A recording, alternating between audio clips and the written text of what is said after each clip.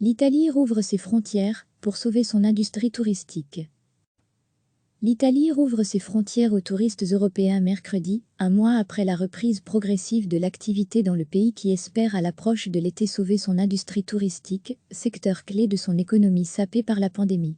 Les gondoles peuvent voguer sur les canaux de Venise, les amoureux jouer les Roméo et Juliette sur le balcon de Vérone et, depuis lundi, le Colisée de Rome, où les musées du Vatican accueillent à nouveau les visiteurs.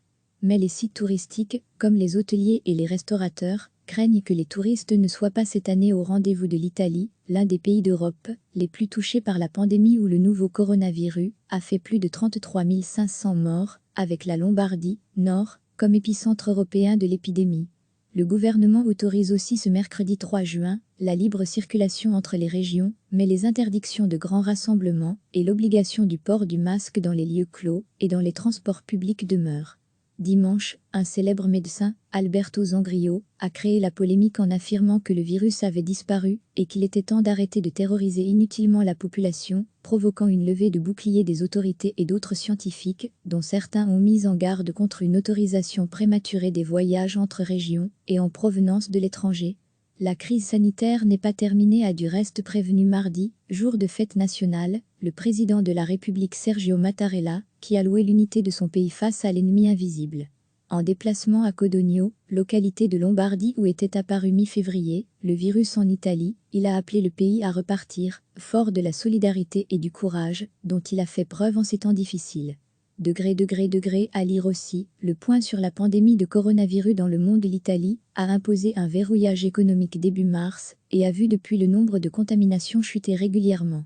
Mais le pays doit à présent faire face à la plus grave récession depuis la Seconde Guerre mondiale et a un besoin crucial de voir revenir les touristes.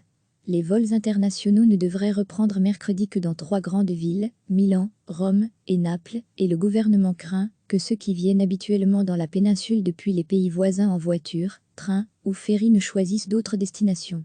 La Suisse a prévenu que ses citoyens, qui se rendraient en Italie à partir de mercredi, seraient soumis à des mesures sanitaires à leur retour.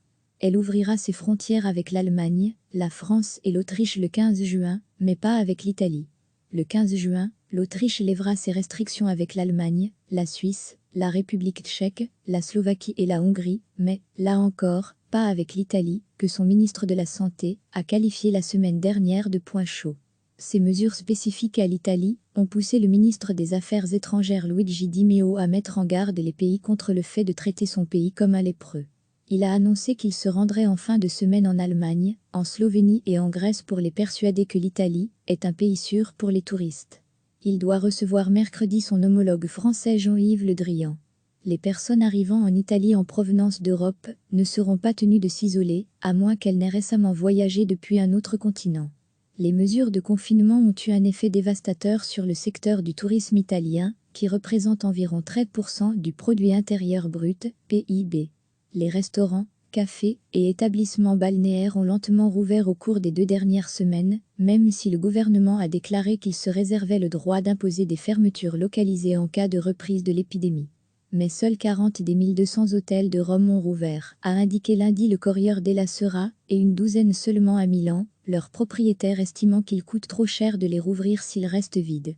L'Agence nationale du tourisme a déclaré que quelques 40% des Italiens se rendent habituellement à l'étranger pour leurs congés, mais qu'ils pourraient décider cette année de passer leurs vacances sur leur terre, ce qui aiderait les entreprises locales. Pas de quoi réconforter les grands musées ou sites touristiques, comme la Tour de Pise, Pompéi ou la Galerie des Offices de Florence, qui ont rouvert leurs portes ces derniers jours, mais qui attendent toujours le retour de leurs visiteurs étrangers. L'Italie rouvre ses frontières aux touristes européens mercredi, un mois après la reprise progressive de l'activité dans le pays qui espère à l'approche de l'été sauver son industrie touristique, secteur clé de son économie sapée par la pandémie. Les gondoles peuvent voguer sur les canaux de Venise, les amoureux jouer les Roméo et Juliette sur le balcon de Vérone et, depuis lundi, le Colisée de Rome, où les musées du Vatican accueillent à nouveau les visiteurs. Mais les sites touristiques, comme les hôteliers et les restaurateurs, craignent que les touristes ne soient pas cette année au rendez-vous de l'Italie, l'un des pays d'Europe les plus touchés par la pandémie où le nouveau coronavirus a fait plus de 33 500 morts, avec la Lombardie, Nord, comme épicentre européen de l'épidémie. Le gouvernement autorise aussi ce mercredi 3 juin la libre circulation entre les régions, mais les interdictions de grands rassemblements et l'obligation du port du masque dans les lieux clos et dans les transports publics demeurent. Dimanche, un célèbre médecin, Alberto Zangrillo, a créé la polémique en affirmant que le virus avait disparu et qu'il était temps d'arrêter de terroriser inutilement la population, provoquant une levée de boucliers des autorités et d'autres scientifiques, dont certains ont mis en garde contre une autorisation prématurée des voyages entre régions et en provenance de l'étranger. La crise sanitaire n'est pas terminée, a du reste prévenu mardi, jour de fête nationale, le président de la République Sergio Mattarella, qui a loué l'unité de son pays face à l'ennemi invisible. En déplacement à Codogno, localité de Lombardie où était apparu mi-février le virus en Italie, il a appelé le pays à repartir, fort de la solidarité et du courage dont il a fait preuve en ces temps difficiles. À lire aussi, le point sur la pandémie de coronavirus dans le monde. L'Italie a imposé un verrouillage économique début mars et a vu depuis le nombre de contaminations chuter régulièrement. Mais le pays doit à présent faire face à la plus grave récession depuis la Seconde Guerre mondiale et a un besoin crucial de voir revenir les touristes.